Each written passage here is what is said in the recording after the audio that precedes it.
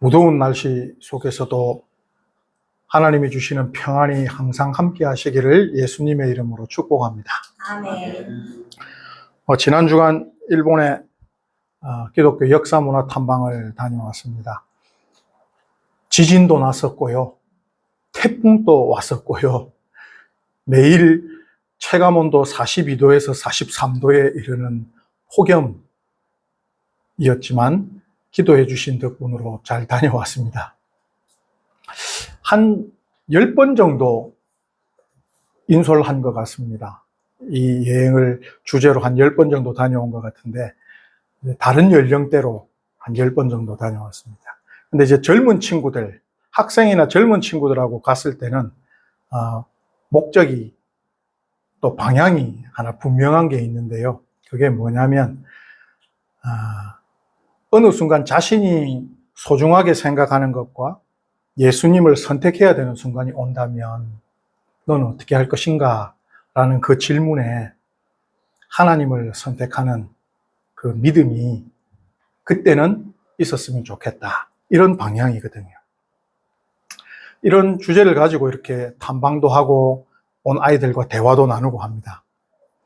근데 이제 한 친구하고 첫날에 얘기를 하다가 그런 얘기를 했더니 이 친구가 서울에 있는 모 교회 고등부 회장님이신데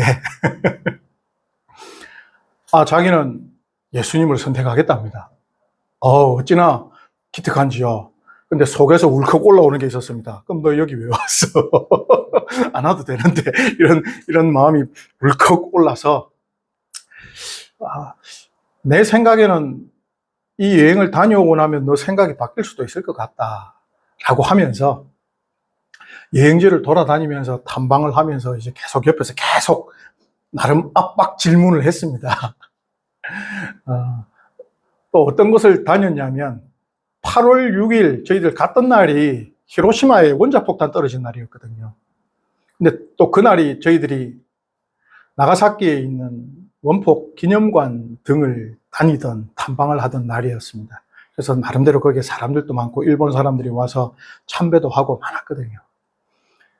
거기에 이제 유명한 그 원폭 기념관이 있고 또 한 개인이 세운 평화 인권 자료관이라는 아주 작은 또 기념관이 하나 있습니다.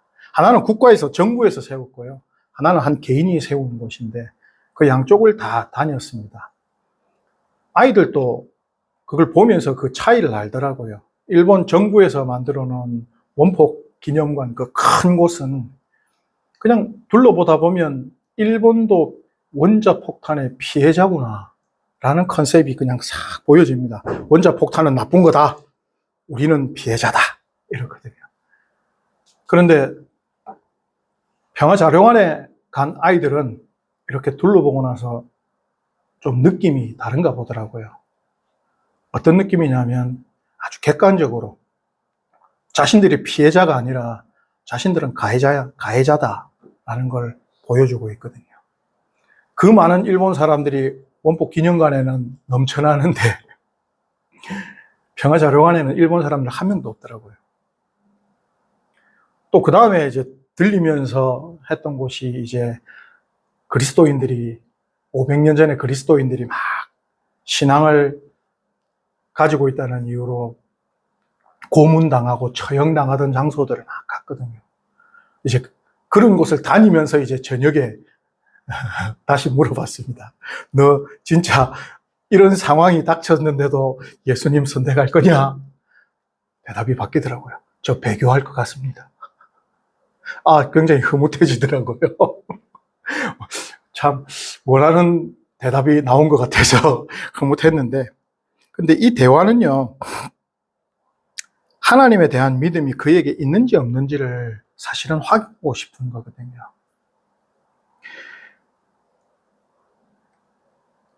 근데 그 아이에게 그렇게 물어봤습니다. 네가 신앙이 있다라는 것을, 믿음이 있다라는 것을 어떻게 알 수 있냐?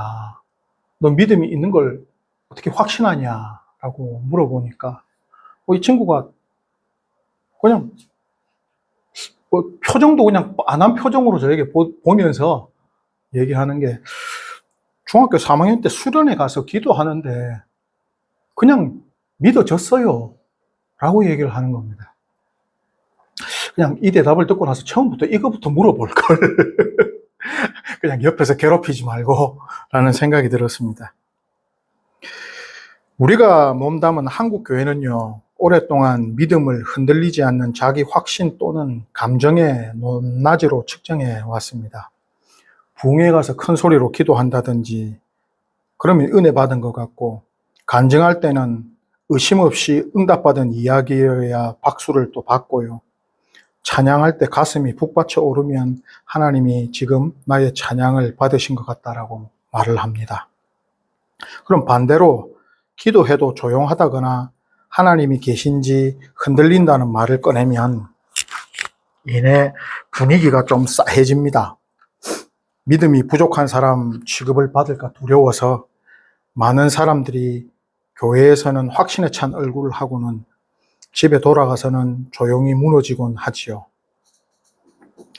그러나 오늘 본문은요, 확신을 위장하지 않고 자기 불신앙을 그대로 예수께 내놓은 아버지가 나옵니다.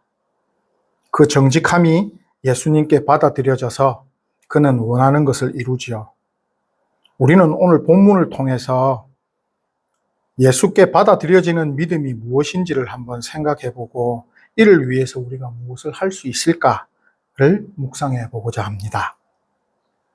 오늘 본문의 시작은요, 예수님이 부재 중이실 때 남은 제자들이 많은 군중들에게 둘러싸여서 서기관들과 서로 변론하는 일이 있었습니다. 14절에 이제 변론하다라는 단어를 보면 평이하게 변론하다가 아니라 다투다, 싸우다의 의미가 더 강하더라고요.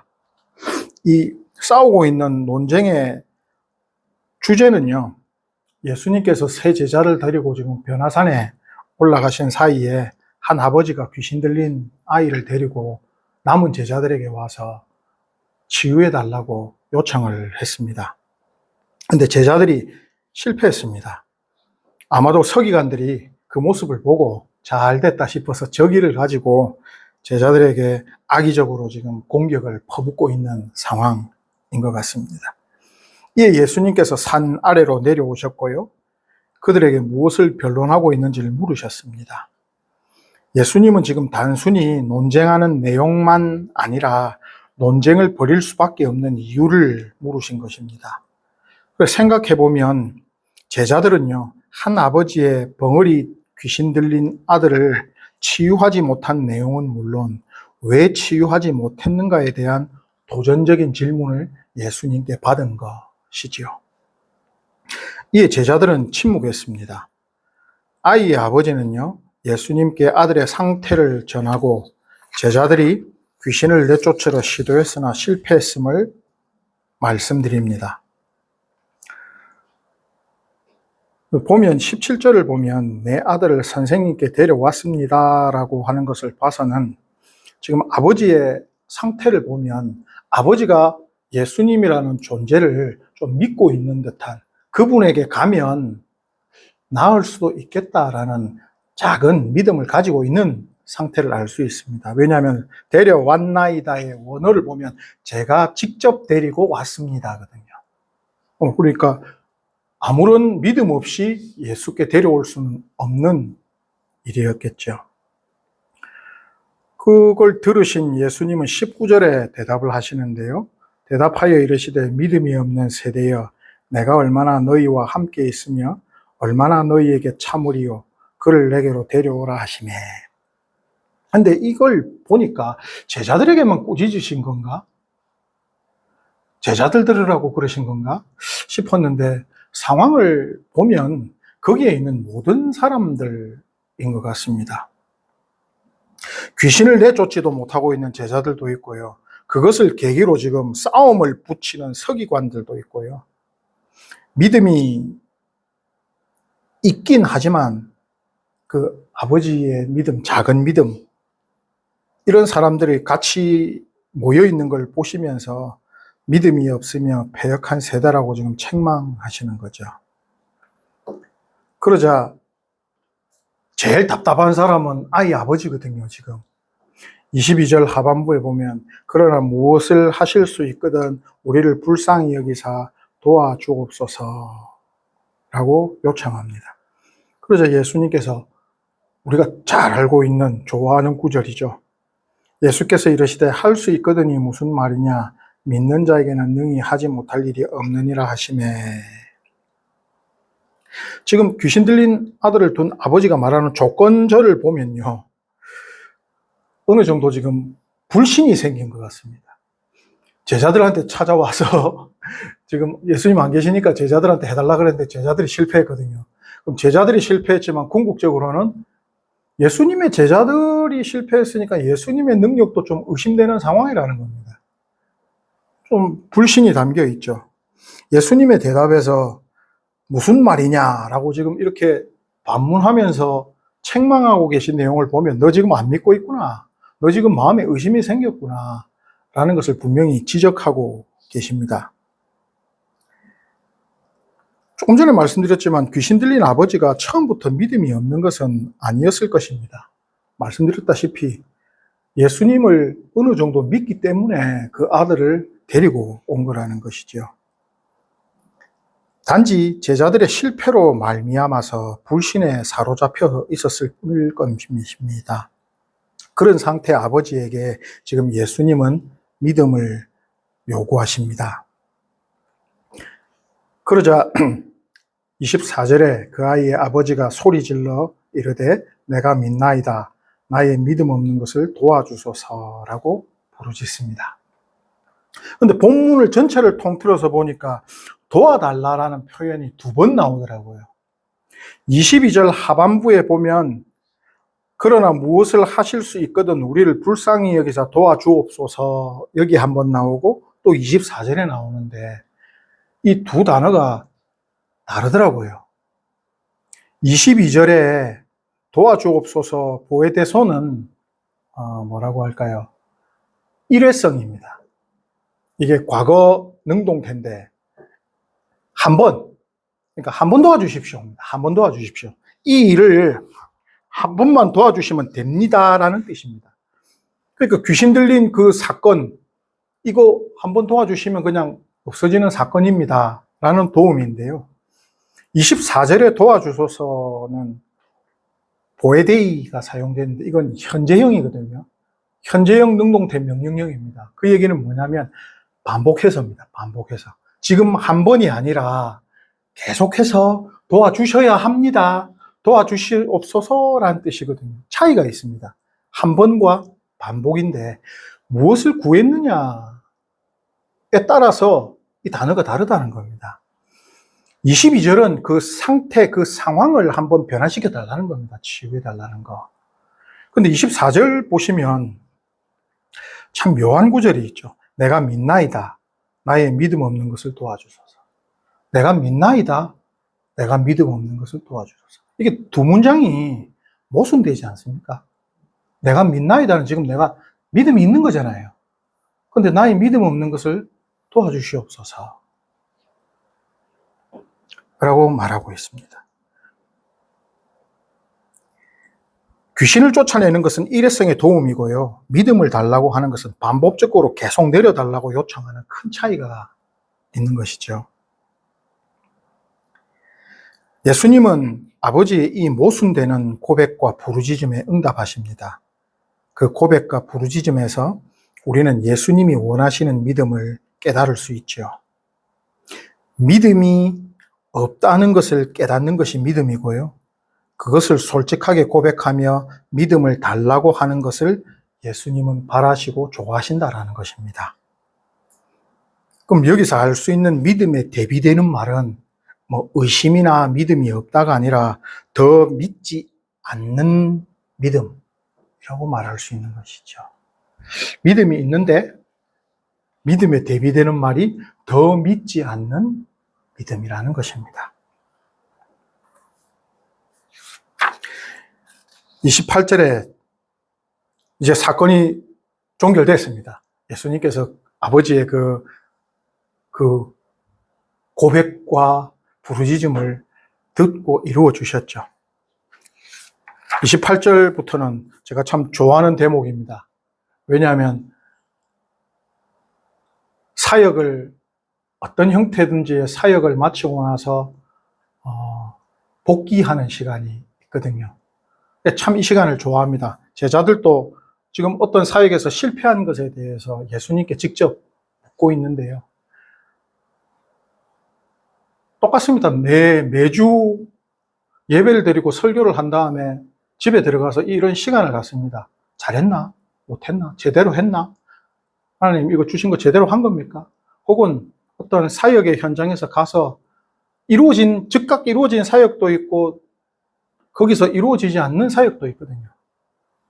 그럼 그걸 가지고 성령님하고 계속 얘기를 나눕니다. 이거 왜 그래 된 겁니까? 다음에는 어떻게 하라는 겁니까? 왜 제 기분과 감정에 보면 분명히 된 것 같은데 왜 아무 일도 안 일어납니까?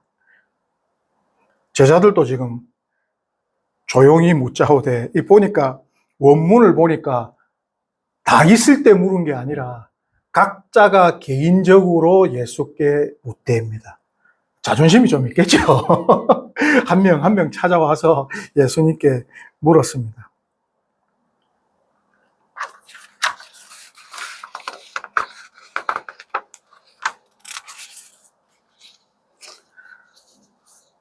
제자들은 이미 앞에서 귀신을 제어하는 능력을 받았고요. 사역 경험도 있었습니다.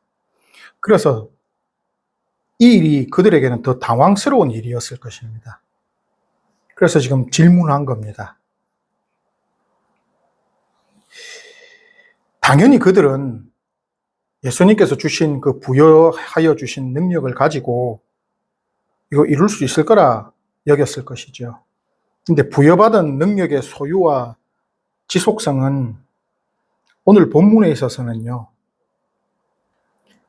믿음의 크기에, 구하는 크기에 달려있다를 알 수가 있습니다. 그러시면서 29절에 이르시되 기도 외에 다른 것으로는 이런 종류가 나갈 수 없느니라 하시니라.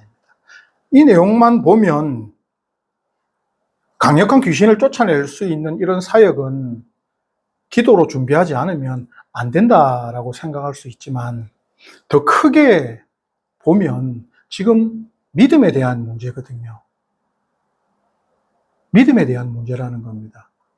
그럼 믿음을 어떻게 더 가질 수 있고 어떻게 더 소유하고 지속성을 가질 수 있느냐의 분명한 답은 하나라는 것입니다.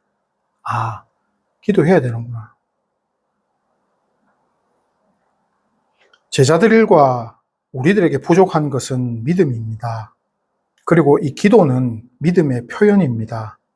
기도는 하나님의 권세에 의지하는 것이며 하나님의 능력을 확신하는 것이죠.